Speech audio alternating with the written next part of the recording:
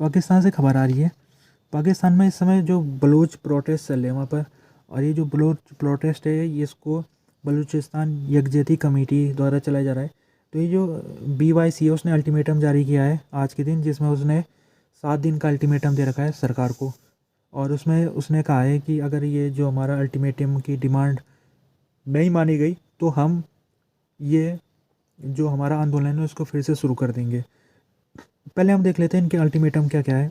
पहले तो ये है कि जो बलूचिस्तान में जिस तरह से वहाँ पर लोगों को गायब किया जा रहा है, उनको मर्डर किया जा रहा है, तो उसकी जांच करने के लिए एक fact finding mission UN working group द्वारा यहाँ पर लाना है। और ये इंट्रोगेशन करेगा जो जो बलूचिस्तान में लोग गायब हो रखे हैं, जिनको एक्स्ट्रा जुडिशियल किलिंग हुई है, उनकी जांच ये UN वर्किंग ग्रुप द्वारा करानी है। ये पहली डिमांड है।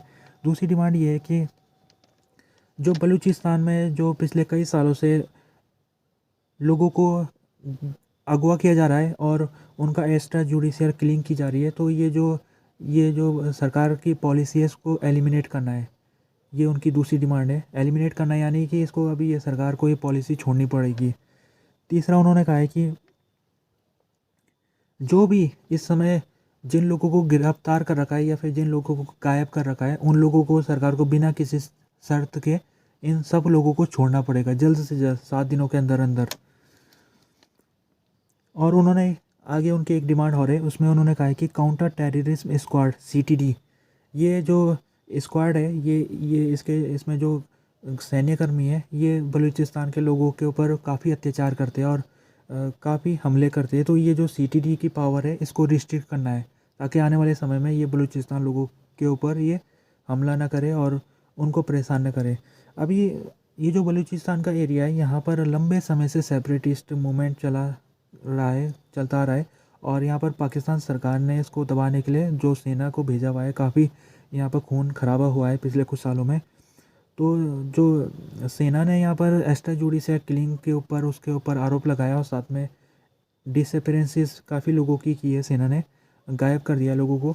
तो अगर हम प्रोटेस्ट की बात करें जो कुछ दिन पहले से शुरू हुआ था, तो 7 दिसंबर से ये प्रोटेस्ट शुरू हो गया था बलूचिस्तान के अंदर, ये शुरू हुआ था। और वजह ये थी कि एक व्यक्ति था, नौजवान था, उसकी हत्या कर दी थी सेना ने।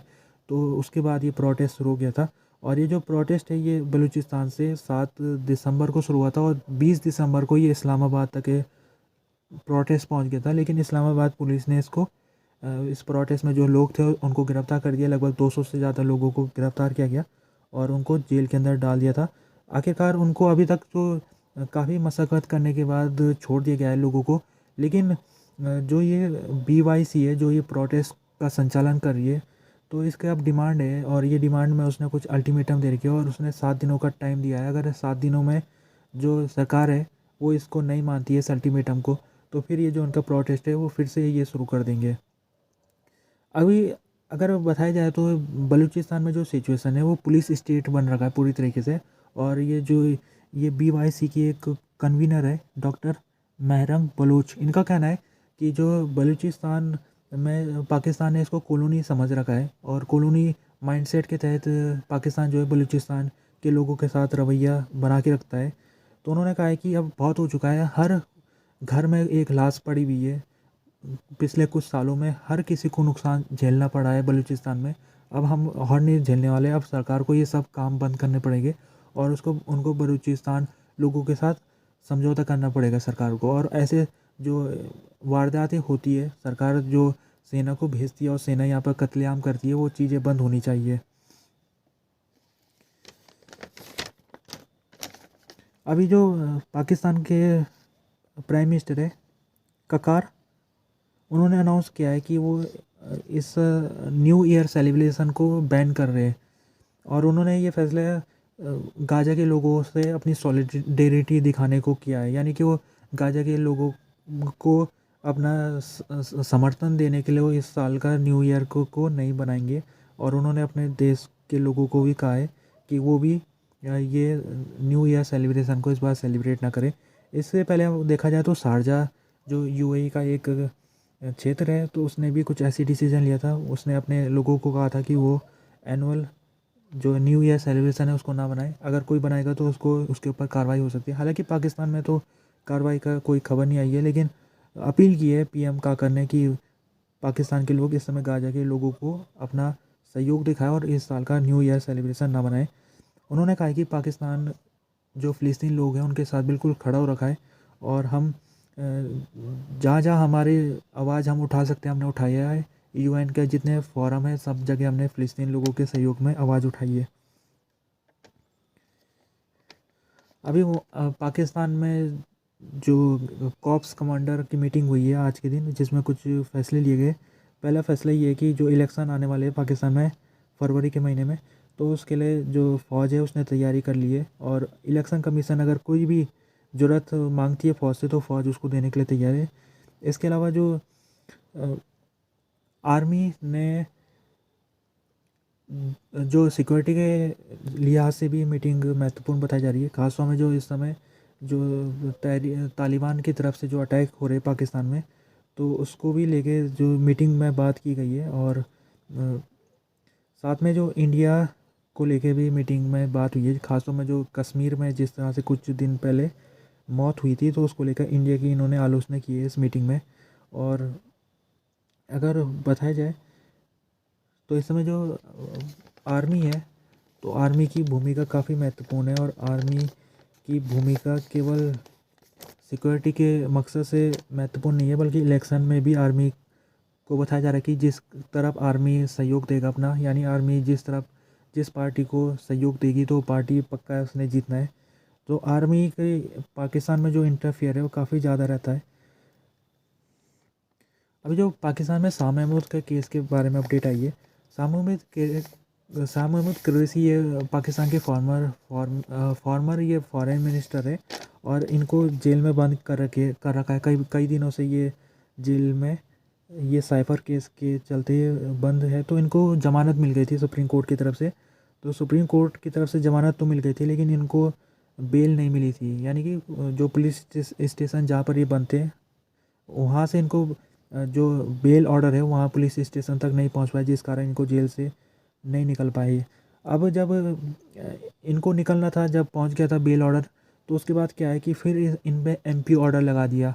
MPO maintenance of public order, जिसके तहत सरकार किसी भी व्यक्ति को गिरफ्तार कर सकती है। तो इसके तहत जो सरकार है उन्होंने शाह महमूद कुरैशी को फिर से 15 दिन की हिरासत में डाल दिया। तो शाह महमूद कुरैशी से फिर उन्होंने ये हटा भी दिया, अगले दिन हटा दिया। जो डिस्ट्रिक्ट कमिश्नर है रावलपिंडी के, उन्होंने ये जो ऑर्डर है उसको हटा दिया था। फिर क्या है कि अब शाह महमूद कुरैशी को आ जाना चाहिए था कल के दिन, लेकिन शाह महमूद कुरैशी को दूसरे किसी केस में उनको जेल में डाल दिया फिर से, और जो जेल है उसको चेंज कर दिया गया। उसको पहले जेल से दूसरी जेल में अब उनको भेज दिया गया है शाह महमूद कुरैशी को। और शाह महमूद कुरैशी की आज पेशी हुई है कोर्ट में, जिसमें जब वो आए कोर्ट के सामने, कोर्ट के परिसर में जब वो पहुँचे, तो उनके हाथ में हथकड़ी बंधी हुई थी। और जब वो कोर्ट में गए वहाँ पर जज के सामने उन्होंने कुछ इमोशनल बात की है, जिसमें उन्होंने कहा है कि कल के दिन मुझे जब नज़रबंद करके दूसरे जेल में ले जाया गया तो वहाँ मेरे साथ बहुत बुरा सलूक किया गया। मेरे साथ इन्होंने मारपीट भी की है, और मेरे को इन्होंने ठंड में रहने दिया। यानी कि जेल में ना मेरे को सोने की कोई परमिशन मिली, ना मेरे को, बहुत बुरा मेरे साथ सलूक हुआ जेल में। और वो कहते आगे जज के सामने कि मैंने कई साल से पाकिस्तान में सेवा की है, मैं 5 बार का पार्लियामेंट का सदस्य भी रह चुका हूँ, और मेरे साथ इस तरह का सलूक क्यों किया जा रहा है। तो ये जो केस चल रहा है फ़िलहाल, जिस मामले में ये कोर्ट में इनकी आज पेशी हुई है, तो 9 मई का एक केस है, उसके सिलसिले में ये पेशी हुई है। तो ये जो केस है ये 9 मई को पाकिस्तान के जो डिफेंस इंस्टीट्यूशन है वहाँ पर अटैक हो गया था, पीटीआई पार्टी के वर्कर्स ने किया था। तो उसमें ही चलते ही ये शाह महमूद कुरैशी के ऊपर आरोप है, क्योंकि शाह महमूद कुरैशी भी पीटीआई के लीडर है। तो शाह महमूद कुरैशी ने अपने डिफेंस में ये कहा है कि मैं उस दिन लाहौर में मौजूद नहीं था, क्योंकि दंगे तो उस इलाके में हुए लाहौर में, मैं कराची में था, और मेरा इस 9 मई में जितने दंगे हुए उसमें मेरा कोई हाथ नहीं है। जबकि जो सरकार का वकील है वो कह रहा है कि जो शाह महमूद कुरैशी है उसने कुछ बयान जारी किए थे इस दिन, जिससे उन्होंने ऐसा लगता है कि दंगा भड़काने की कोशिश की थी। तो जो सरकार का वकील है उसने इन 3 दिन की इनके लिए पुलिस कस्टडी की डिमांड की थी, लेकिन जो जज है उसने अभी तक जो सामा महमूद कुरैशी है उनको जुडिशियल कस्टडी में भेजा है 1 दिन के लिए। अब फिर कल इनके बारे में अपडेट आएगा और पता लगेगा कि सामा महमूद कुरैशी को क्या वो पुलिस कस्टडी में जाते हैं कि फिर उनको बेल मिलेगी, या ये महत्वपूर्ण होगा देखना। सामा महमूद कुरैशी की जो बेटी है उनका स्टेटमेंट आया जिसमें उन्होंने कहा है कि जिस तरह से उनके पिताजी के साथ सलूक हुआ है पिछले कुछ दिनों में वो बहुत ही शर्मनाक वाली बात है। और उन्होंने कहा है आगे, उनकी बेटी कहती है कि जो सामा महमूद कुरैशी है उन जो भी इस केस को देख रहा है उसको इसमें बिल्कुल भी साफ दिखेगा ये कि ये जो सामा महमूद कुरैशी है उसको जानबूझ के सरकार इनको गिरफ्तार करना चाहती है बिना किसी बात के। जैसे कि पहले केस में जब उनको बेल मिल गया था तो फिर भी उनको परेशान किया गया और जेल के अंदर डाला गया। तो ये जो इस समय जो सरकार और इलेक्शन कमीशन है ये जिम्मेदार है, वो अपनी जो ड्यूटी है उसको पूरी तरीके से नहीं निभा पा रहे।